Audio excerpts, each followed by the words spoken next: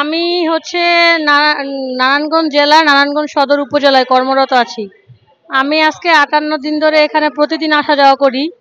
আমাদের যে মুভমেন্ট আছে তথ্য প্রকল্পের, আমরা যে 2 দফা দাবি নিয়ে বসছি, এই বাচ্চাটাকে আমি সাথে নিয়ে আসি। আমার প্রতিদিন জার্নি করতে 4-8 ঘন্টা লেগে যায় সকালবেলা। তো আমরা সবাই সমস্যার মধ্যে আছি। এই ছোট বাচ্চা রেখে আসার জায়গা নাই, তাকে সাথে করে নিয়ে আসা। প্রতিদিন আসি নারায়ণগঞ্জ জেলা, আমার পোস্টিং নারায়ণগঞ্জ জেলায়, কিন্তু আমার বাসা হচ্ছে বন্দর উপজেলা। আমি সেই বন্দর উপজেলা থেকে আসি। আমার অফিস যেখানে, নারায়ণগঞ্জ জেলা থেকে বন্দর উপজেলা যেতে 1 ঘন্টা সময় লাগে। প্রতিদিন 1 ঘন্টা জার্নি করে অফিস করি। তো বন্দর থেকে ঢাকাতে আসা, সেটা আমার জন্য আমার প্রতিদিন 4 ঘন্টা আসতে আর 4 ঘন্টা যেতে। তার সাথে এই ছোট বাচ্চাটা নিয়ে প্রতিদিন জার্নি করা। ঠিক আছে, আমার বাচ্চাও অসুস্থ, আমিও শারীরিকভাবে অসুস্থ হয়ে গেছি। ঠিক আছে, তো আমি মাননীয় উপদেষ্টা মহোদয় প্লাস সরকার প্রধান যারা আছে তাদের কাছে আমাদের একটা রিকোয়েস্ট থাকবে আন্তরিকভাবে, যে আমাদের বিষয়গুলোকে আপনারা একটু পর্যবেক্ষণ করুন, একটু যাচাই বাছাই করুন, একটু আলোচনায় বসুন। কারণ আমরা কষ্ট পাচ্ছি, সাথে সাথে আমাদের এই ছোট ছোট বাচ্চাগুলো সাফার করতেছে।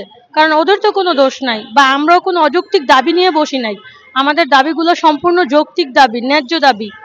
আপনারা প্লিজ আমাদের প্রতি একটু সংবেদনশীল হন, একটু সদয় হন, যেন আমরা আমাদের বাচ্চাদের ভবিষ্যৎ রক্ষার্থে আজকে এখানে আসছি। আমাদের নিজের পারিবারিক অনেকের অনেক অসঙ্গতি আছে, অনেক সমস্যা আছে, তাও নিয়ে আমরা আজকে 58 দিন ধরে এখানে বসে আছি।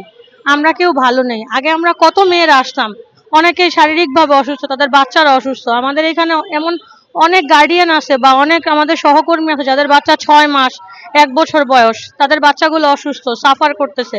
এই গতকালকে আমি একজন আপার সাথে কথা বলেছি, সে আন্দোলনে এসে তার বাচ্চাটার 103 ডিগ্রি জ্বর, 1 বছর বয়সও হয়নি এখনো, 103 জ্বর নিয়ে আজকে 5 দিন ধরে তার বাচ্চাটা ভুগতেছে। রিসেন্ট আমাদের একজন সহকর্মীর বাচ্চা মারা গেছে। এমন করে আমরা সবাই অসুস্থ হয়ে যাচ্ছি। আমাদের যারা ফ্রন্টে ছিল বা আমরা যারা আছি, আমরা সবাই হসপিটালাইজড হয়েছি, কেউ মেডিসিন নিচ্ছি, কেউ বাসায় চিকিৎসা নিচ্ছি।